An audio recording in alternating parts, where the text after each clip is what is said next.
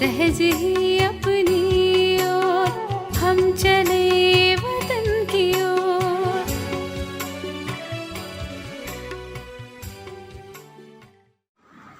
ஓம் சாந்தி 19/6/1970 அவ்யக்த பாப்தாதா மதுபன். வாணியின் தலைப்பு திரிமூர்த்தி ஒளிகளின் சாட்சாத்காரம். பிராமணர்களை திருமூர்த்தி சிவவம்சி என சொல்கிறீர்கள் இல்லையா? திருமூர்த்தி தந்தையின் குழந்தைகள், தாங்களும் திருமூர்த்திகள்தாம். எப்படி தந்தை திருமூர்த்தியாக இருக்கிறாரோ அதுபோல் நீங்களும் திருமூர்த்திகளாக இருக்கிறீர்களா? சாட்சாத்காரத்தின் 3 விதமான ஒளிகள் வருகின்றனவா? பிராமணர்களின் 3 விதமான ஒளிகள் சாட்சாத்காரம் ஆகிக்கொண்டே இருக்கின்றன. அவை என்ன என்பதை அறிவீர்களா? உங்களிடமிருந்து ஒளியின் சாட்சாத்காரம் ஆகிக் கொண்டிருப்பது தெரிகிறதா? திரிமூர்த்தி வம்சி திருமூர்த்தி குழந்தைகளிடமிருந்து 3 விதமான ஒளியின் சாட்சாத்காரம் ஆகிறது. அவை எந்த மாதிரி ஒளிகள்? 1. ஒளியின் சாட்சாத்காரம் கண்கள் மூலமாக ஆகின்றது. கண்களின் ஜோதி என சொல்கின்றனர் இல்லையா? கண்கள் அந்த மாதிரி தென்படும். கண்களில் 2 பல்புகள் எரிந்து கொண்டிருப்பது போல். 2வது நெற்றியின் மூலம் வரும் ஒளி. 3வது தலை மீது உள்ள ஒளி கிரீடம். இப்போது 3 ஒளிகளையும் சாட்சாத்காரம் செய்விப்பதற்கு முயற்சி செய்ய வேண்டும். யாராவது முன்னால் வந்தால் அவர்களுக்கு இந்த கண்கள் பல்பு போல் காணப்பட வேண்டும். ஜோதியே ஜோதியாக காணப்பட வேண்டும். எப்படி இருளில் உண்மையான வைரம் ஜொலிக்கின்றது இல்லையா? எப்படி சர்ச் லைட் உள்ளது, மிக வேகமாக நன்றாக ஒளியை பரப்புகிறது. இதேபோல் நெற்றியின் ஒளி சாட்சாத்காரமாகும். மேலும் தலை மீது ஒளி கிரீடம் உள்ளது, அது பற்றியோ புரிந்து கொண்டிருக்கிறீர்கள். இதுபோல் திருமூர்த்தி ஒளியின் சாட்சாத்காரம் ஒவ்வொருவரிடமிருந்தும் ஆக வேண்டும். அப்போதுதான் இவர்களே ஃபரிஷ்தாக்கள் போல் உள்ளனர் என சொல்வார்கள். சாக்காரத்தில் கண்கள், நெற்றி மற்றும் தலை கிரீடத்தின் சாட்சாத்காரம் தெளிவாக இருக்கும். கண்களின் பக்கம் பார்க்க பார்க்க ஒளியை பார்ப்பார்கள். உங்களுடைய ஒளியை பார்த்து மற்றவர்களும் லேசாகி விடுவார்கள். எவ்வளவுதான் மனதால் அல்லது ஸ்திதியில் பாரமாக இருந்தாலும் வந்ததுமே லேசாக ஆகிவிட வேண்டும். அந்த மாதிரி ஸ்டேஜை இப்போது பிடித்து கொள்ள வேண்டும். ஏனென்றால் உங்களை பார்த்து மற்ற அனைவரும் கூட இதுபோல் செய்வார்கள். இப்போதிருந்தே உங்களின் மகிமையின் பாடலை கேட்பீர்கள். துவாபரயுகத்தின் பாடல் ஒன்றும் பெரிய விஷயம் கிடையாது. ஆனால் அப்படிப்பட்ட சாட்சாத்கார மூர்த்தி மற்றும் சாக்ஷாத் மூர்த்தி ஆவதன் மூலம் இப்போதைய உங்களுடைய பாடலை கேட்பீர்கள். உங்கள் முன்னால் வருவதால் ஒளியே ஒளியாக காணப்படும். இதுபோல் நடக்கப் போகிறது. மதுபனே ஒளியின் வீடாகிவிடும். இந்த ஸ்தூல தீபங்கள் முதலியவற்றை பார்த்தாலும் பார்க்காதவர்களாகி விடுவார்கள். எப்படி சூக்ஷ்ம வதனத்தில் ஒளியே ஒளியாக காணப்படுகிறது, அதுபோல் இந்த ஸ்தூல வதனம் ஒளியின் வீடாக ஆகிவிடும்.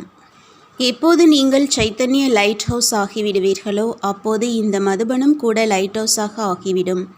இப்போது இது கடைசி படிப்பின் கடைசி பாடம். நடைமுறையில் தியரி கோர்ஸ், அதாவது புத்தக கல்வி இப்போது முடிவடைந்தது.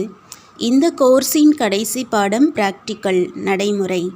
இந்த கடைசி பாடத்தில் மிக வேகமான புருஷார்த்தம் செய்ய வேண்டியதிருக்கும். இந்த ஸ்டேஜுக்கு தான் மகிமை பாடப்பட்டுள்ளது. பாப் தாதாவிடமிருந்து ஒருபோதும் விடைபெறுவதில்லை. மாயாவிடமிருந்து விடைபெறுவீர்கள். பாப் தாதாவுடனும் சந்திப்பு நடைபெறும். இந்த கொஞ்ச நேரத்தின் சந்திப்பு சதா காலத்திற்குமான சந்திப்பிற்கு நிமித்தமாகி விடுகிறது. பாபாவுடன் கூடவே குணங்கள் மற்றும் காரியங்களும் ஒன்றாக ஆவதுதான் சந்திப்பாகும்.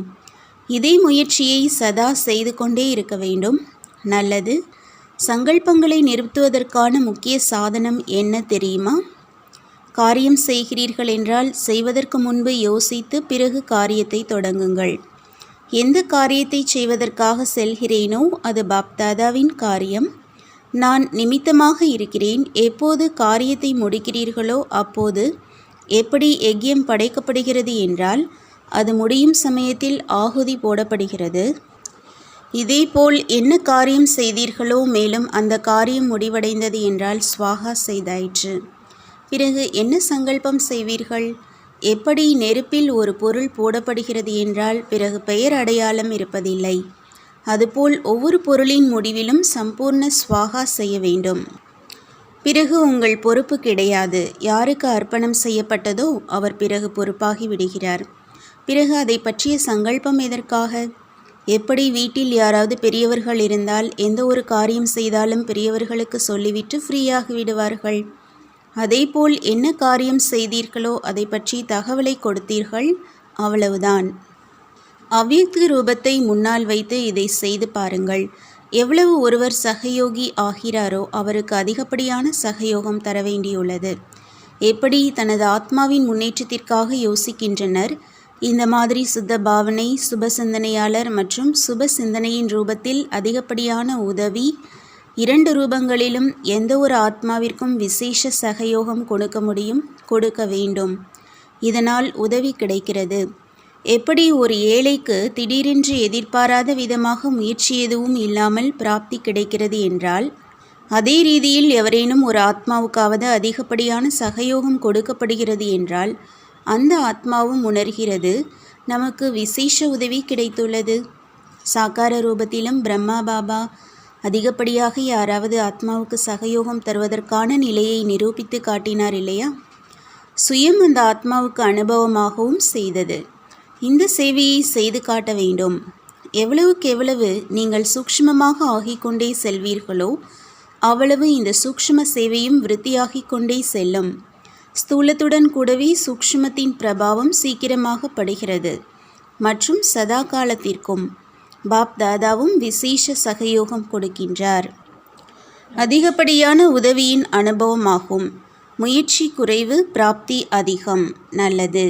பாப்தாதா குழந்தைகள் மீது எவ்வளவு அன்பு செலுத்துகிறாரோ அவ்வளவு பாப்தாதா மீது குழந்தைகள் அழியாத அன்பு வைக்கின்றனரா? இந்த அழியாத அன்பு என்ற கயிறுதான் 21 பிறவிகளின் பந்தனத்தை இணைக்கின்றது. அதுவும் உடையாத அன்பு. எவ்வளவு உறுதியான கயிறாக உள்ளதோ அவ்வளவு அதிக சமயம் நிலைத்திருக்கும். இந்த சங்கமயுகத்தின் சமயப்படி 21 பிறவிகளை இணைக்கின்றது. இந்த சங்கமயுகத்தின் ஒவ்வொரு சங்கல்பம், ஒவ்வொரு கர்மம் 21 பிறவிகளின் பேங்கில் சேமிப்பாகிறது. இவ்வளவு கவனம் வைத்து பிறகு சங்கல்பமும் செய்ய வேண்டும். என்ன செய்கிறேனோ அது சேமிப்பாகும். ஆக எவ்வளவு சேமிப்பாகும்?